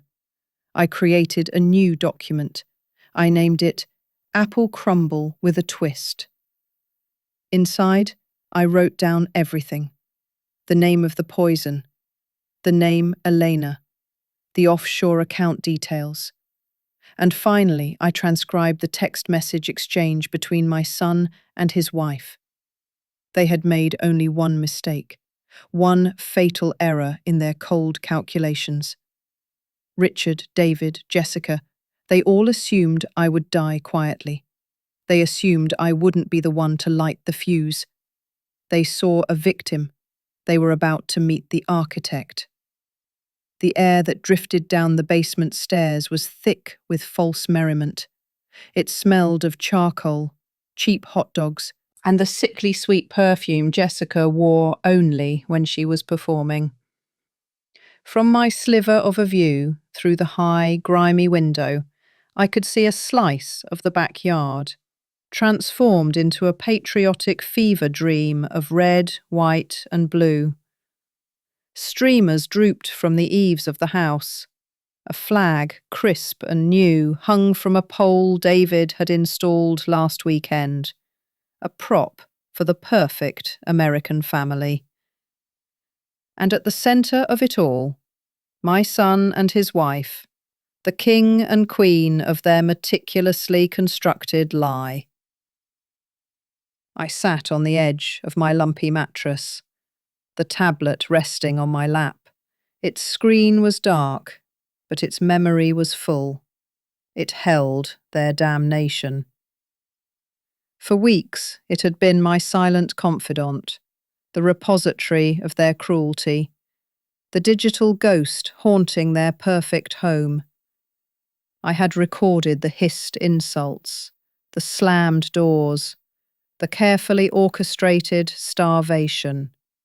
I had documented the financial ruin, the gambling debts that swallowed my life savings like a vortex, the crypto scams that paid for the very ground they were celebrating on. And I had found the final, unthinkable truth. the digital breadcrumbs left by my dead husband Richard, and the messages between David and Jessica that proved they were not just negligent, but active participants in a slow, patient murder plot inherited from father to son. Upstairs, a cheer went up. I recognized the booming, artificial laugh of my son. I shifted my position, my back aching, and angled my head to see him through the window. He was standing by the grill, a spatula in one hand and a beer in the other, regaling a group of neighbours with some anecdote. One of them, a man in a polo shirt I recognized as a potential business partner David had been courting, clapped him on the shoulder. David beamed, a portrait of success and affability. He was a pillar of the community, a devoted son. I felt a cold, hard knot form in my stomach. It wasn't just anger, it was a profound, hollow ache. He was selling a version of himself that had never existed, paid for with my life. Jessica glided through the scene, a vision in a white sundress. Her phone was held aloft, recording everything. "Just a little peek at our 4th of July fun," she chirped, her voice dripping with a saccharine sweetness that made my teeth ache. "Say hi, everyone. Hashtag family goals. Hashtag blessed. Hashtag 4th of July. She panned the camera across the smiling faces, carefully avoiding the peeling paint on the back porch and the weeds choking the flower beds at the far end of the yard. She paused on Chloe, who was with a group of her friends, all of them staring at their own phones, occasionally looking up to perform a smile for Jessica's camera. Chloe, my granddaughter, who had filmed my trembling hands for a viral TikTok joke. The memory was a fresh sting. 50,000 likes for her grandmother's suffering. I listened to the sounds, the clink of ice in glasses, the sizzle of meat on the grill, and the tinny pop music drifting from a Bluetooth speaker. Each sound was a nail being hammered into my coffin. They were celebrating on my grave, and they hadn't even had the decency to wait until I was in it. I thought of the poison, the rare cardiotoxin Richard had researched so meticulously. I thought of the messages. "David, I found Dad's files. I know what he was planning." Jessica's reply, cold and pragmatic. "Don't delete it. We might need it. Let nature take its course. It's cleaner this way." Cleaner. That's what I was to them. A mess to be cleaned up. An obstacle to be removed so they could have their boat, their parties, their blessed life. The knot in my stomach tightened, but this time it was different. It wasn't the familiar pang of hunger or the dull ache of despair. This was a sharp, physical clenching. A pressure began to build in my chest, a heavy weight pressing down on my sternum, as if one of the concrete blocks from the basement wall had been placed there. I took a shallow breath, then another. It didn't help. A strange tingling sensation started in my left arm, a pins and needles feeling that raced down to my fingertips. I recognized the feeling. It was the ghost of the heart attack I'd had weeks ago, the one they'd dismissed as indigestion. But this was no ghost. This was real. The architect of my downfall, the horror of their betrayal, the sheer crushing weight of it all had finally overloaded the circuits of my own body. My vision started to swim at the edges. The muffled sounds from the party warped and stretched, becoming a low, menacing drone. I knew with a sudden, terrifying certainty that I didn't have much time. This was it. The endgame. All my plans, all my carefully gathered evidence, all my strategies for a final public reckoning. It would all mean nothing if I died alone in this damp, stinking hole. The plan had to change. The final act had to happen now. I pushed myself to my feet, my legs trembling violently. The room tilted. I put a hand against the cool, damp wall to steady myself. The pain in my chest was a roaring fire now, radiating up into my jaw. Every instinct screamed at me to lie down, to curl into a ball and wait for the end. But a different instinct, colder and harder, took over.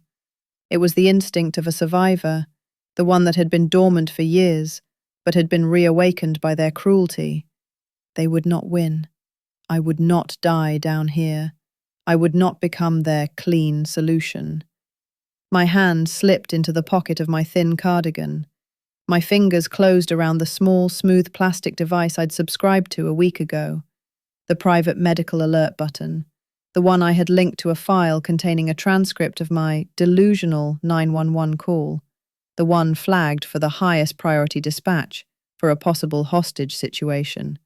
It was my panic button, my ace in the hole. My finger rested on the trigger, but I didn't press it. Not yet.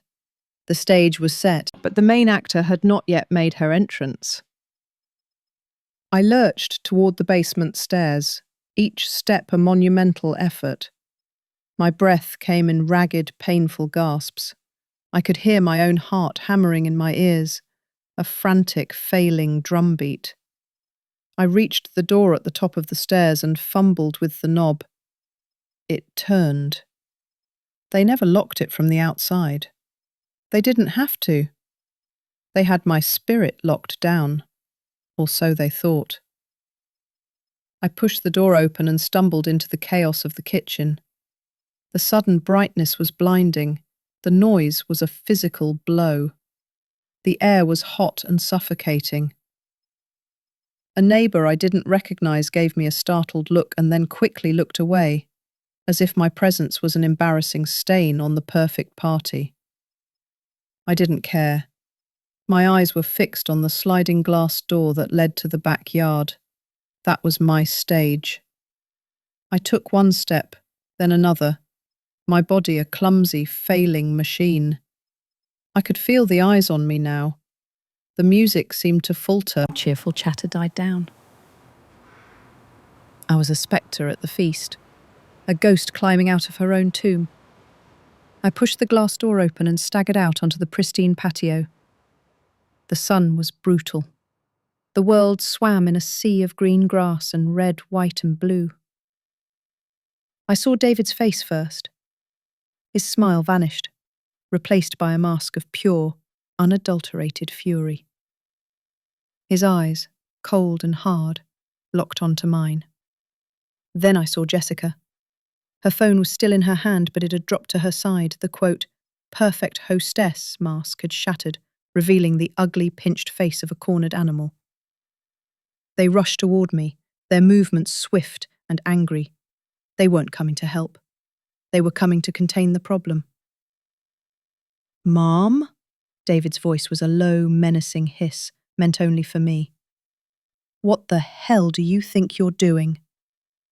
Jessica grabbed my arm, her manicured nails digging into my thin skin. "Not now, Riley, get back inside," she whispered, her voice trembling with rage. "You're ruining everything. Ruining everything." Her words were a splash of gasoline on the fire in my chest. I looked past them, at the faces of the neighbours.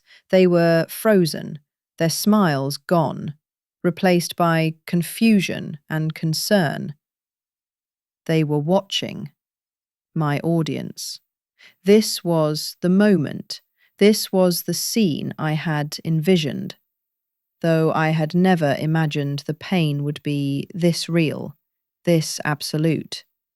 I let my legs buckle as I fell to my knees on the manicured lawn, in front of everyone. My hand tightened in my pocket. My thumb found the button. I pressed down. Hard. I felt the satisfying, silent click. In a control room, miles away, a signal was being sent. An ambulance and the police were being dispatched with the highest priority. The trap was sprung. My strength was gone. The world was turning to blackness at the edges.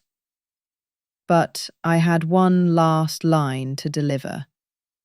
I looked up, forcing my gaze to meet David's.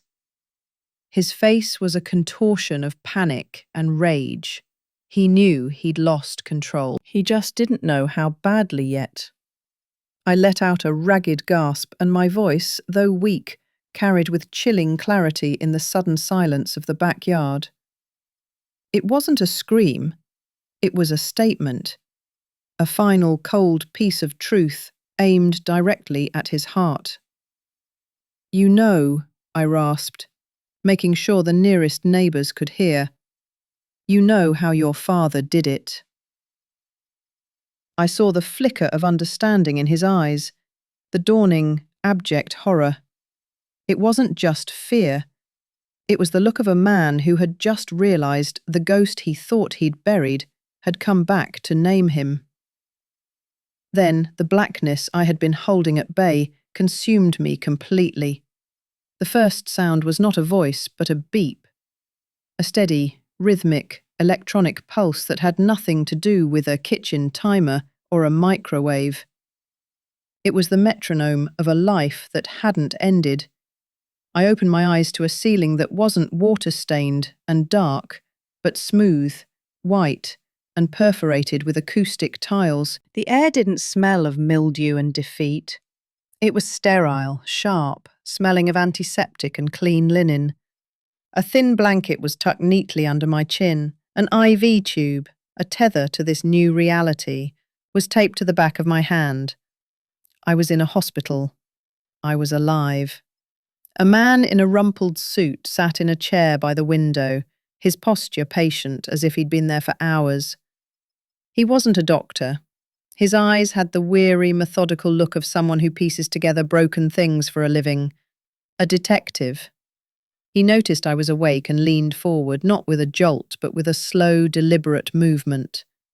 "Mrs. Miller," he said, his voice low and even. "My name is Detective Harris. We need to talk, but only when you feel up to it." I felt a lifetime of exhaustion weighing on me, but a new kind of strength, forged in the terror of that backyard, was coiling in my chest. I didn't have the energy to sit up, but my voice, when it came out, was surprisingly clear. It was a librarian's voice, a voice used to commanding quiet attention. "I'm ready now," I said. "You'll need a notepad, or better yet, a tablet." And so I told him. I started at the end, on the sun-drenched lawn, with the taste of bile in my throat and David's fingers digging into my arm. I told him about the panic button, the one I'd ordered with my secret phone and kept hidden in the pocket of my oldest cardigan.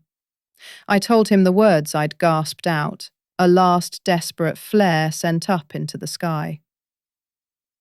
You know how your father did it?" Then I took him back. I took him down into the cold, damp dark of the basement. I described the meals of leftovers, the mocking laughter filtering through the floorboards, the constant gnawing humiliation. My voice didn't waver. I was a witness giving testimony, not a victim wallowing in pain. I spoke of the stolen ring, the gaslighting that made me question my own mind, the TikTok video that turned my suffering into a viral joke. Detective Harris just listened, his pen scratching methodically across his notepad. "They have a tablet," I said, my gaze fixed on the white ceiling. "An expensive one. Jessica uses it for her recipes. She's always looking up complicated French dishes she can barely pronounce." A faint, bitter smile touched my lips. "Tell your tech people to look for an app, a little icon with a chef's hat. It's called Sauce Boss. It's a decoy. The real password is my husband's birthday, the day he was born, and the day his true nature was born, I suppose." I explained how I'd used my old librarian skills, my deep understanding of digital archives and hidden pathways, to create a secret vault. A place to store the screenshots, the audio snippets I'd managed to record, the daily log of their cruelty. I told him about David's unlocked banking app, the river of my life savings flowing into the black holes of gambling debts and crypto scams. My pension wasn't a gift.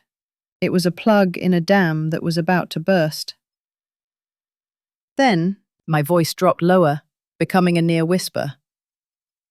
"But that's not the worst of it. The real story isn't in their accounts. It's in my husband's." I told him about Richard. My quiet, respectable Richard. The man I had loved and mourned. I told the detective about the hidden files I'd found, the ones detailing years of embezzlement from his firm. And then, the final, unthinkable file. The one that laid out a plan with chemical precision to slowly poison me. To use a rare, untraceable cardiotoxin that would mimic the symptoms of a failing heart in an elderly woman. A plan he never got to finish. Detective Harris finally stopped writing. He looked up at me, his professional mask cracking just enough for me to see the human shock beneath it. "He died before he could," I said, the words tasting like ash. "But the plan didn't die with him. Look in their text messages. The week after the funeral, you'll find it. You'll find my son, David, telling Jessica what he discovered. And you will find my daughter-in-law, the aspiring gourmet chef, telling him not to worry, telling him to keep the quote-unquote recipe. They would just let nature take its course. They inherited the house, the money, and the murder plot. They weren't just neglecting me, they were cultivating my death, like a rare and poisonous orchid, unquote-unquote. I didn't see the raid myself, not in person. I watched it from my hospital bed on the evening news, a protected witness with a police guard stationed outside my door. It was surreal, like watching a movie I had written and starred in. There was our house, the one I had paid for twice, once with money and once with my soul. The lawn was perfectly manicured, just as Jessica insisted, but now it was trampled by the heavy boots of a SWAT team. The flashing red and blue lights of the police cruisers danced across the pristine vinyl siding, painting the perfect suburban dream in the colours of a nightmare. The news anchor spoke in a grave, sensationalist tone about the house of horrors hidden in plain sight. They showed David being led out in handcuffs, his face a mask of slack-jawed disbelief, as if he couldn't comprehend how the universe had failed to bend to his will. Then came Jessica, her face contorted in a snarl of pure, undiluted rage. She spat at the cameras, her perfect facade shattered into a million sharp, ugly pieces. The neighbours were there, of course, clustered on their lawns in robes and pyjamas, their faces a mixture of shock and morbid fascination. "They always seem so perfect," one woman told a reporter. "He coached Little League, she organised the neighbourhood bake sale." And then the reporter mentioned the evidence. The financial records, the secret recordings, and, in a moment of sublime poetic justice, they showed a blurred screenshot from one of Chloe's TikToks. The video of my trembling hands, once a source of 50,000 likes and endless humiliation, was now Exhibit A in a case for attempted murder, criminal neglect, and fraud. My granddaughter's quest for viral fame had inadvertently documented her parents' monstrousness for the world to see. I felt no triumph, no surge of victory. I just felt a profound, hollow quiet. The story was no longer mine. It belonged to the news cycle now. I simply changed the channel. The biggest lie of all was the last to be unravelled. The house, the one they had so magnanimously allowed me to live in the basement of, had been in my name all along. They had never bothered to file the paperwork to transfer the deed, likely another cost they wanted to avoid. It was mine. After the legal dust settled and the yellow police tape was taken down, I walked through it one last time. The house no longer echoed with fake laughter or hissed whispers. It was just an empty, silent space. I could still smell the ghost of Jessica's burnt pot roast and the cloying scent of David's cheap cologne. I hired a team to clear everything out. Their furniture, their clothes, Chloe's posters, all of it. I didn't want a single trace of them left. I sold the house. I used the money to pay off the mountains of debt they had secretly accumulated in my name. The sports betting, the crypto scams, the loan for a boat they would never own. I scrubbed their financial filth from my life, one cleared check at a time. What was left was enough for a small, quiet condo overlooking the ocean. The day I moved in, I stood on the small balcony, and for the first time in years, I took a full breath. The air didn't catch in my chest. It was cold and clean and smelled of salt and freedom. My family hadn't just been a lie. It was an assassination plot I had barely survived. Now I was an island. The waves crashed on the shore below, a constant, soothing rhythm. I was safe. And I was utterly, completely alone. Weeks turned into a quiet season. The rhythm of my days was governed by the tides, not by the whims of my jailers. I bought a new tablet, a simple one. One evening, as the sun bled orange and purple into the vast expanse of the Pacific, I sat on my balcony, a wool blanket over my lap. Out of a strange, final curiosity, I accessed the old cloud account where decades of my life were stored. I scrolled through the photos. There was David's first birthday, his face smeared with cake, my smile wide and genuine. There was our first family vacation, all of us squinting in the sun. There was Jessica at her wedding, looking up at my son with what I had mistaken for love. Holidays, graduations, backyard barbecues, an entire lifetime of smiles that were all a lie. Each picture was a perfectly preserved moment of deception. A hug that was a measurement. A kiss on the cheek that was a test for a pulse. I looked at the faces of my son, my daughter-in-law, my granddaughter. Strangers. Monsters hiding behind familiar features. My finger hovered over the screen. There was an option, a small, elegant piece of code that offered the one thing I now craved more than justice or revenge. It offered a clean slate. I pressed Select All. A thin blue checkmark appeared next to every single photo, every captured moment of my counterfeit life. Then, I pressed the button. It wasn't labelled Delete. In my mind, it was labelled Release. In an instant, they were gone. Decades of my life vanished into the ether. The screen was blank. I set the tablet down and looked out at the darkening ocean. The sea air was cold on my face. They hadn't just denied me a ride to the hospital. That was never the point. They were waiting to call the hearse. Their only mistake, their single fatal error in an otherwise patient and cruel plan, was assuming I wouldn't call for help first.